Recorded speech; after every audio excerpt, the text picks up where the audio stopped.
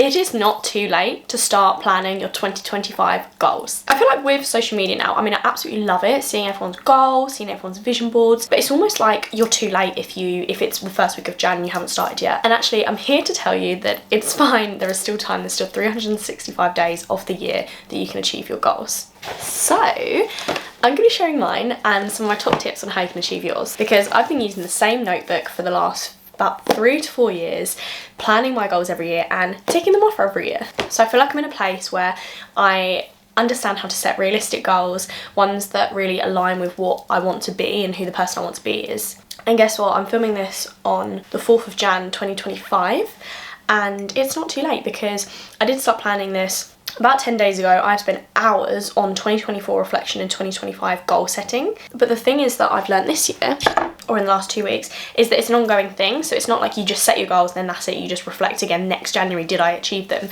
No, it's something that you reflect on every month, every week, and you have in the forefront of your mind all the time on who you want to become, what it is this year that you want to achieve. So without further ado, some of my 2025 goals. As I said, I have used this notebook for the last few years, and I actually took a long time to get to my page, which is 2025 goals, and it's split into different subject areas and areas of my life, because I felt that it was really important to look back on 2024 before I could even reflect and plan for 2025, because there were goals that I set in 2024 that now I look back and I think that's not even a priority anymore. So one of my first top tips would be to make sure you spend enough time reflecting on the previous year. And when I say enough time, I literally spent about 5 hours on this. And what I mean is I read back through the entire year, everything I did that month, because at the end of each month I do a recap of all the highlights. I went through my camera roll to see some of the highlights. I looked back at my goals for 2024 and I reflected on if I achieved them, how I achieved them, and some of them like why I didn't, or why I didn't as much as I thought, and all for valid reasons. And I think that was really important to do as well, because for example, go to the gym every single day. Looking back now, that's not realistic, and that's a habit, not a goal. That's something that you know, the end goal would be go to the gym this many times, and the habit would be to wake up every day and go at 8 a.m. So I think it's making sure that you're setting goals, not habits, or if you're setting habits, how do those habits feed into the end goal that you want to achieve. And it's unrealistic. Like, I was never gonna go to the gym every single day. I really had in my head something that Stephen Bartlett said is just, you know, it's like an hour of the day and then it's done. But with a, you know, life that is spontaneous and there are things that crop up, I did not go 365 days last year. However, there were things on here that I did do, such as like meal prepping. I'm in that habit now. I try and do that every single week, and if I don't do it every week, I make sure that I've made enough meals for 2 weeks and I keep them in the freezer, which makes me feel good for it, and it saves me time, and it makes sure that at least 1 or 2 of my meals a day are healthy. So looking back on the 2024 goals, I really recommend and seeing if you achieved them, why and why not. Then before I set my 2025 goals, I reflected on habits that I want to keep. So habits that I'm already doing and that I want to move forward with me because I find that they're helping me and my life in a positive way.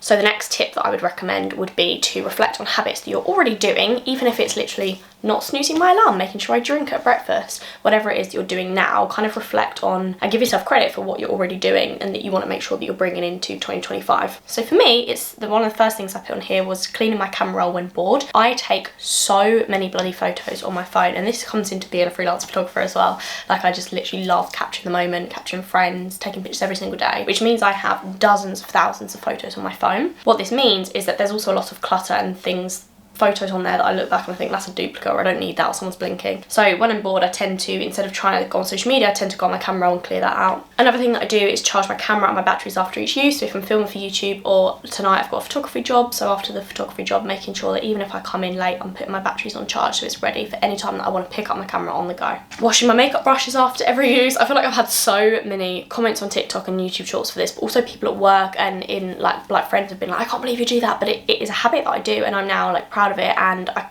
can't not do that habit basically. And then there were some habit stacking ideas that I reflect on if I don't already do that habit, how I want to incorporate in my life. And the idea of habit stacking, and a lot of people know this from the book Atomic Habits by James Clear, is pairing something that you want to do with something you're already doing. So for example, if you're brushing your teeth, what can you do at the same time as brushing your teeth? Is it doing some calf exercises by the sink?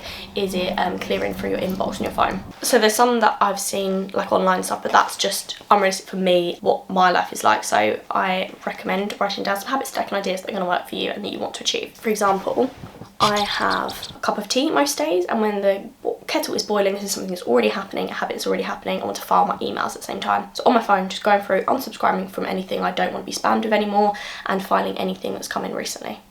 So in terms of actually setting 2025 goals, one thing that I recommend is making it achievable, so putting it into bite-sized chunks. I don't think it necessarily needs to be like SMART goals every single time, because I think that feels very worky. So I think in some sense it can be vague. In my money category, I've said that I want to keep some savings.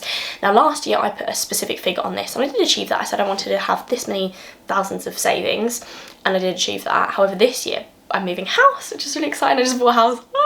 So I don't actually know the financial position I'm going to be in because I'm not used to spending the money on a mortgage and doing the bills and everything. I don't know at this point in time what that realistically is, that savings. But as long as I've had some savings, then I'll be happy. So I think like easing the pressure a bit, and like you can have vague goals like that. However, under fitness, for example, I've been specific and I said that I want to do 3 5k runs under 30 minutes. I've done this once or twice before, and now that I'm getting into running, it's something that I want to continue doing, and therefore having that specific goal will make me feel proud and something that I've got something to aim towards. Likewise, I've said I want to run a 10k run. The longest I've ever run is 7.5, but on here again I haven't been specific in the time that I want to run it in or when I want to do it or anything like that. I just said at some point I want to be able to run 10k. So as mentioned, I'm moving home. I have just exchanged contracts at the time of filming this, so one thing that I put on here is that I wanted to complete, so get the keys and get into my house, but also I want to decorate it and make it feel at home. For fun, I want to be able to have a house party, book 2 holidays. For content, I want to reach 10,000 TikTok followers and more YouTube income each month, but that's the goal, and therefore the habit and the smallest steps to get there is to making sure that I'm doing 2 hours a week on content creation and editing. For personal, I've said I want to develop discipline, and this is like my word of the year. So one thing that I recommend doing is having a word of the year, so it's in your mind, just that one word, and that reflects everything that you're doing daily, that reflects your mindset, that reflects how you're going to achieve those goals. So for me this year it's discipline, because I think in the last year or two I've been easier on myself, cutting myself some slack, which was needed at the time, but now I feel like I'm ready to grind a bit more, making sure that I'm pushing myself, challenging myself. So speaking of challenges, I want to complete 5 challenges. I've got some ideas such as like go meat free for a week or a month. I want to drink like X amount of litres of water in a week or a month. I want to walk this many miles in a month, like combined. So I've got some ideas to choose from, but I've just said I want to be able to complete 5 by the end of the year. Mental, I want to do regular journaling. For me that is every single day, and that is a habit that I basically do now anyway. I tend to journal every day, and I've said I want to read 5 to 10 books. I have so many books. I've packed up 7 boxes of books to move to my house in. I was going to put 10 books, and then I thought that's not realistic because I'm not in the habit at the moment to read all the time. The year before last I read like 50 books, and then in the last year I read like 5, so I'm like, it's not realistic. So I've said I want to read 5 to 10, so anywhere within that range is specific enough for me to feel happy with. As mentioned, it's January at the time of filming this, and one thing that's helping me is the Lavendu mental wellbeing challenge, which I recommend you can do at any point, but the idea of this is it sets you off in a good mindset to start the year. There's kind of a bingo card at the start, and it's various challenges that you do every single day, small steps to improve your mental well-being and get you in the right headspace. So some of the start ones being setting your goals, creating your vision board, decluttering your bedroom, but there's also things like making sure you're listening to a podcast, connecting with someone, challenging